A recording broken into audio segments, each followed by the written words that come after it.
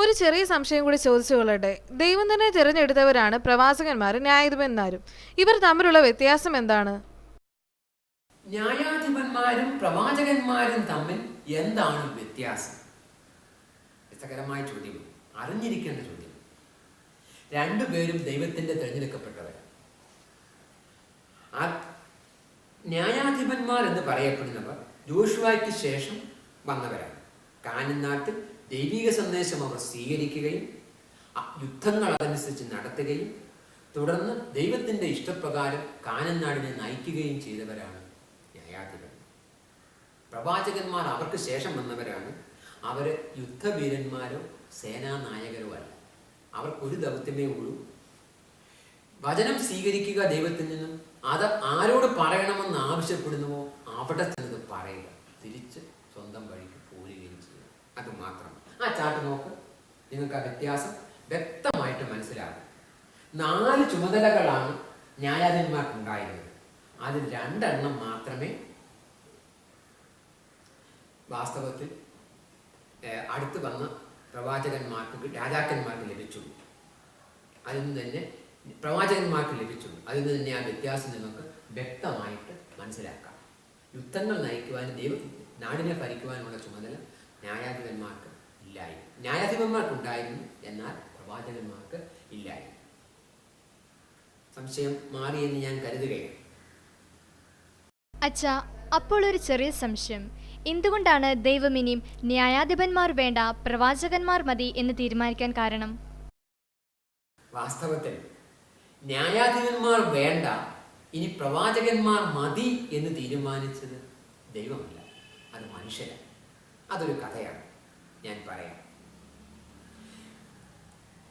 ദൈവം നിയോഗിച്ച അവസാനത്തെ ന്യായാധിപൻ, നിങ്ങൾ ചാർട്ട് നോക്ക്, സാമുവേലായിരുന്നു.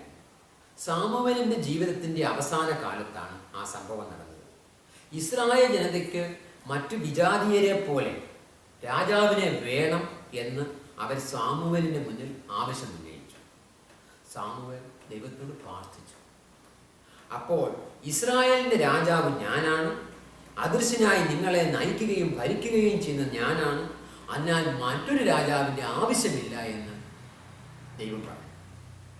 ദൈവത്തിന്റെ മറുപടി കേട്ട ജനം തൃപ്തരായി. നിങ്ങൾ പുറത്തുകാരെ പോലെ തന്നെ വളരെ ദുശാഠ്യക്കാരായിരുന്നു അവര് വീണ്ടും വീണ്ടും സാമുവേലിനെയും ദൈവത്തെയും ശല്യപ്പെടുത്തി. അവസാനം ശല്യം സഹിക്കവയ്യാതെ ജനങ്ങളുടെ നിർബന്ധത്തിന് ദൈവം വഴങ്ങി. ഇസ്രായേലിന് ഒരു രാജാവിനെ വാഴിക്കാൻ സാമുവേലിനോട് ദൈവം ആവശ്യപ്പെട്ടു. അങ്ങനെ രാജാവിനെ വാഴിച്ചു.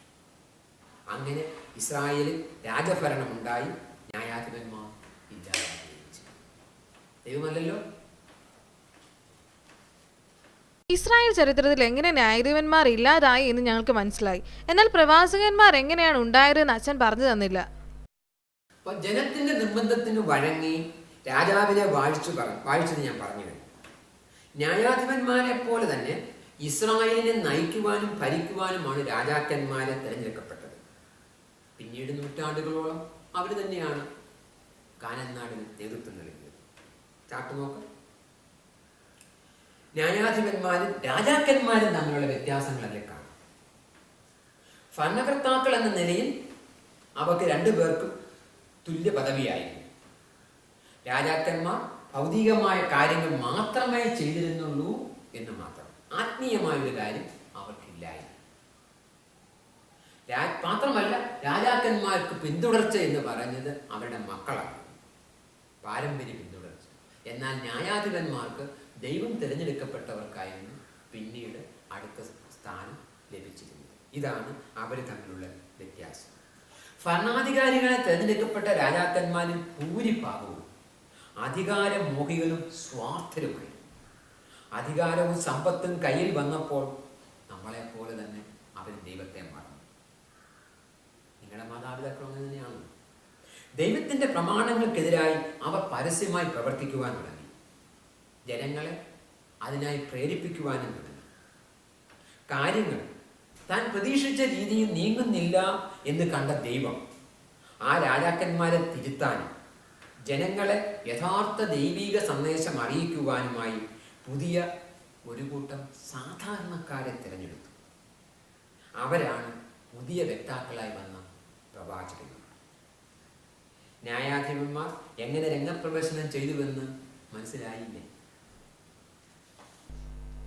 ഇസ്രായേലിലെ ആദ്യത്തെ രാജാക്കന്മാരായ ദാവീദും സോളമനും തികഞ്ഞ യാഹ്വേ ഭക്തരായിരുന്നു.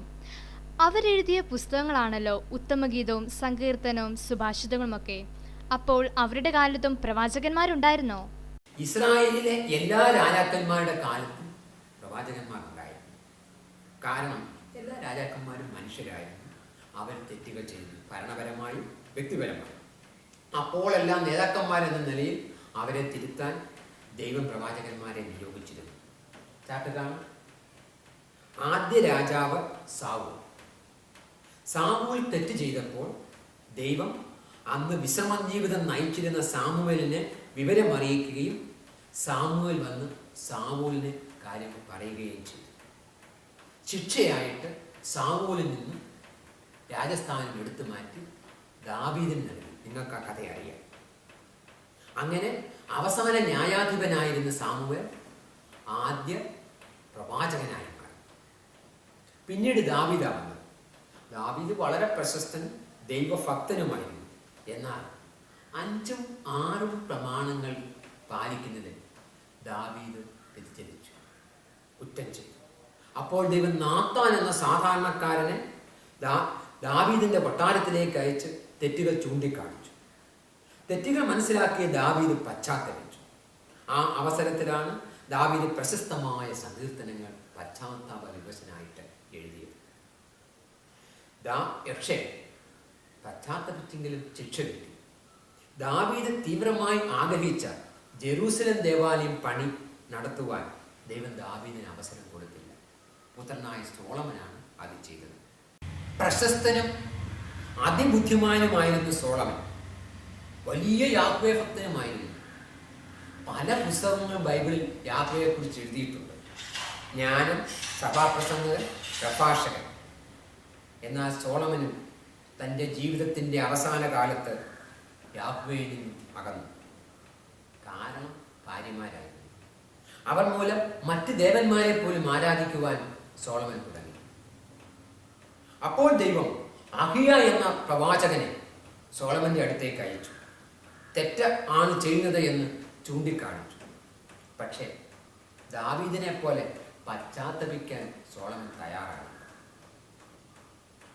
അപ്പോൾ അഹിയ വഴി ദൈവത്തിൻ്റെ ശിക്ഷകൾ സോളമൻ കേൾക്കേണ്ടി വന്നു. വളരെ ഭയാനകമായി, ദയനീയമായി. സോളമന്റെ രാജ്യം 2ആയി വിഭജിക്കപ്പെട്ടു. വലിയ ബൃഹത്തായ രാജ്യമായിരുന്നു. നോക്ക്, വടക്ക് ഇസ്രായേൽ എന്നും തെക്ക് യൂദ എന്നും 2ആയി വിഭജിക്കപ്പെട്ടു. 10 ഗോത്രങ്ങൾ ചേർന്ന ഇസ്രായേലും 2 ഗോത്രങ്ങൾ ചേർന്ന യൂദായും. നാമമാത്രമായി യൂദ. 10 ഗോത്രങ്ങൾ ചേർന്ന ഇസ്രായേലെ ഭരിച്ചത് ശിക്ഷയായിട്ട് ദാവീദ്, സോളമന്റെ ദാസന്റെ മകനാണ്. അവിടെ രാജാവാണ്. സോളമനെ ഒന്ന് അപമാനിക്കുക ദൈവം ചെയ്തു. പക്ഷേ പൂർവ്വപിതാക്കന്മാരുടെ ചില വാഗ്ദാനം പാലിക്കുവാനായിട്ട് യൂദായിൽ ഒരു നാമമാത്രം രാജാവിന് സ്ഥാനം കൊടുത്തു.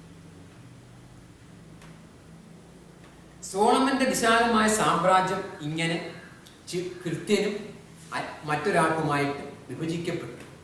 നിങ്ങൾക്ക് കഥ മനസ്സിലായി കാണും എന്ന് ഞാൻ കരുതുന്നു.